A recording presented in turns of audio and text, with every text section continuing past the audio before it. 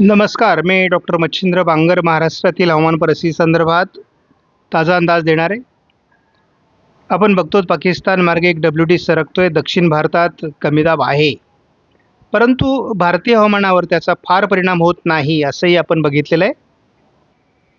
आपण बघतो कोल्हापूर, सांगलीमध्ये थोडी ढगाळ परिस्थिती दाखवण्यात आलेली आहे. इतरत्र निरभ्र आकाश आहे. आपण बघतो बंगालच्या उपसागराच्या दक्षिणेला असलेला कमी दाब आता हळूहळू अरबी समुद्राच्या दक्षिणेला सरकतो आहे. पाकिस्तान मार्गे एक कमी दाबाचं क्षेत्र म्हणा किंवा WD हे पश्चिम भारताच्या दिशेने सरकण्याची शक्यता आहे. थंडीसाठी आपण GFS मॉडेलनुसार अंदाज बघत असतो. विदर्भामध्ये खास करून पूर्व विदर्भात थोडी थंडी वाढलेली आहे. उत्तर भारतामध्ये थंडीची लाट आहे. मात्र महाराष्ट्रामध्ये सामान्य थंडी आहे. आपण बघतो की प्रत्येक दिवशी ही थंडी थोड्या प्रमाणात वाढत जाण्याची शक्यता आहे.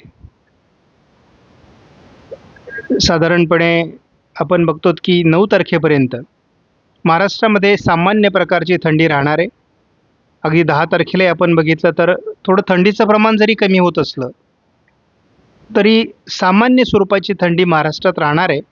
आपण बघतो की पाकिस्तान मार्गे एक WD ECMW मॉडेलनुसार पुढे सरकताना दिसतोय, परंतु तो फार प्रभावी ठरणार नाही असं दिसतंय. 4 तारखेला आपण बघतो अरबी समुद्राच्या दक्षिणेला थोडं कमी दाबाचं क्षेत्र असणार आहे. उत्तर भारतात अतिउत्तरेला एक WD असणार आहे. WDमुळे थंडीचं प्रमाण उत्तर भारतात कायम राहण्याची शक्यता राहील. 7 तारखेचा अंदाज आपण बघतो. WD हा उत्तर भारतातून पुढे सरकणार आहे. पर्वतीय रांगांवर बर्फवृष्टी होईल. हलकी ढगाळ परिस्थिती मध्य भारतावरही राहण्याची शक्यता दरम्यानच्या काळात आहे. 12 तारखेला आपण बघतो की दोन्ही समुद्रात हलकी पावसाळी परिस्थिती आहे, परंतु भारतीय हवामानावर यापूर्वी तयार झालेल्या अंदाजानुसार तो बदल म्हणजे अवकाळी पावसाचा 12 तारखेला आपण यापूर्वी अंदाज दिलेला होता काही व्हिडिओमध्ये, परंतु तो अंदाज बऱ्याचदा बदलतोय आणि सध्या असं वातावरण तयार होणार नाही असं स्पष्ट झालेलं आहे. अगदी 15 जानेवारीपर्यंत जरी आपण या संपूर्ण अंदाजावर नजर टाकली ECMW मॉडेलनुसार, तर या ठिकाणी महाराष्ट्रात पावसाचा अंदाज नाही. आणि पावसाचा अंदाज नाही याचा अर्थ उत्तर भारतातून जात असलेले WD हे थंडीचं प्रमाण महाराष्ट्रात वाढवतील. मात्र थंडीच्या मॉडेलनुसार देखील सामान्य थंडी ही महाराष्ट्रात जरी असली तरी उत्तर भारतात कडाक्याची थंडी राहणार आहे. आपण 3 तारखेच्या थंडीचा अंदाज जर आपण ECMW मॉडेलनुसार घेतला, कारण आपण यापूर्वीचा थंडीचा अंदाज हा GFS मॉडेलनुसार घेतलेला आहे, तर आपण या अंदाजामध्ये बघतो की 3 तारखेला गोंदिया जिल्ह्यामध्ये 11 अंश किमान तापमान असणार आहे. तर सांगली जिल्ह्यामध्ये कमाल तापमान 17 अंश सेल्सिअस राहणार आहे. इतरत्र 15 ते 16 अंश सेल्सिअस सरासरी तापमान राहील. अधूनमधून तयार होत असलेल्या किरकोळ ढगाळ परिस्थितीमुळे या थंडीच्या प्रमाणात सामान्य वाढ राहणार आहे. म्हणजे साधारणपणे 15 ते 16-17% अंशाच्या दरम्यान ही थंडी राहील. आता आपण हीच थंडीचं वातावरण जर 11 तारखेला बघितलं तर गोंदियाला 12 अंश सेल्सिअस, गडचिरोलीला 13 अंश सेल्सिअस, इतरत्र 16 अंश सेल्सिअस सरासरी तापमान राहणार आहे.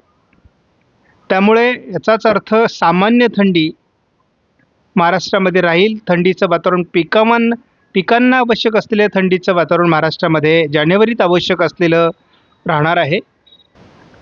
आपण अगदी 15 तारखेपर्यंत जरी पोहोचलो तरी पूर्व विदर्भात 13 अंश सेल्सिअस तापमान गोंदिया गडचिरोलीमध्ये राहणार आहे. इतरत्र साधारण 18 ते 17 अंश सेल्सिअस सरासरी तापमान राहणार आहे.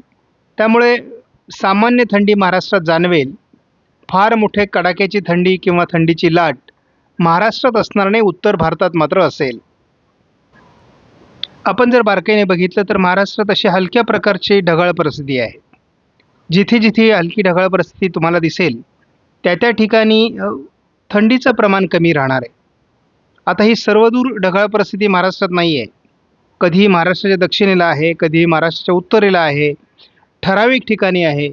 त्यामुळे या ढगाळ परिस्थितीमुळे थंडीच्या प्रमाणात चढउतार होतील, हे मात्र आपण लक्षात ठेवायचं आहे. जसं आपण 5 तारखेला बघतो नंदुरबार धुळे जळगावच्या दरम्यान किंवा गुजरातच्या काही भागात एक WDचा हलका प्रभाव आहे की ज्यामुळे या ठिकाणी मोठ्या प्रमाणात ढगाळ परिस्थिती निर्माण होईल. तर अशा प्रकारचं वातावरण काही ठिकाणी तयार होत असतं. कधी-कधी अरबी समुद्रातून तर कधी बंगालच्या उपसागरातून बाष्पयुक्त वारे प्रवाहित होत असतात राज्यावर आणि याचाही हवामानावर हलकासा परिणाम होत असतो.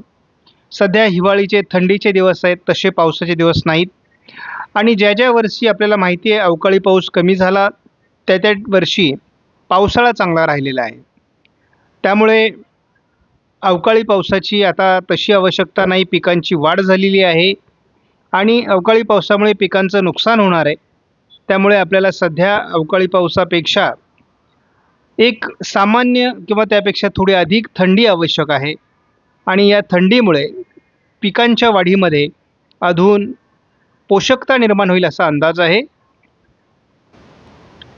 साधारण 10 तारखेनंतर ही ढगाळ परिस्थिती जर महाराष्ट्रामध्ये वाढली तर यदा कदाचित थंडीच्या प्रमाणामध्ये चढ-उतार होतील.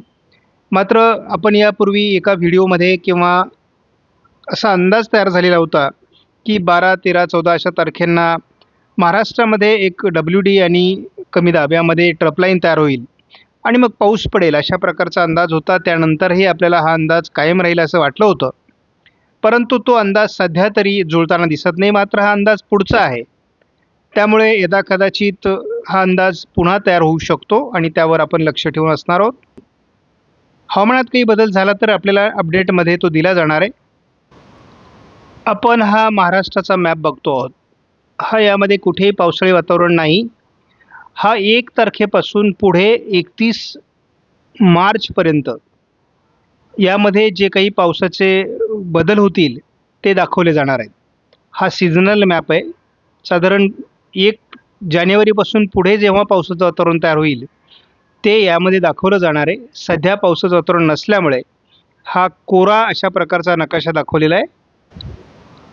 आपणास व्हिडिओमधील माहिती महत्त्वपूर्ण वाटल्यास लाईक करा, शेअर करा, चॅनलला सबस्क्राईब करा. धन्यवाद. जय हिंद, जय महाराष्ट्र, जय बळीराम.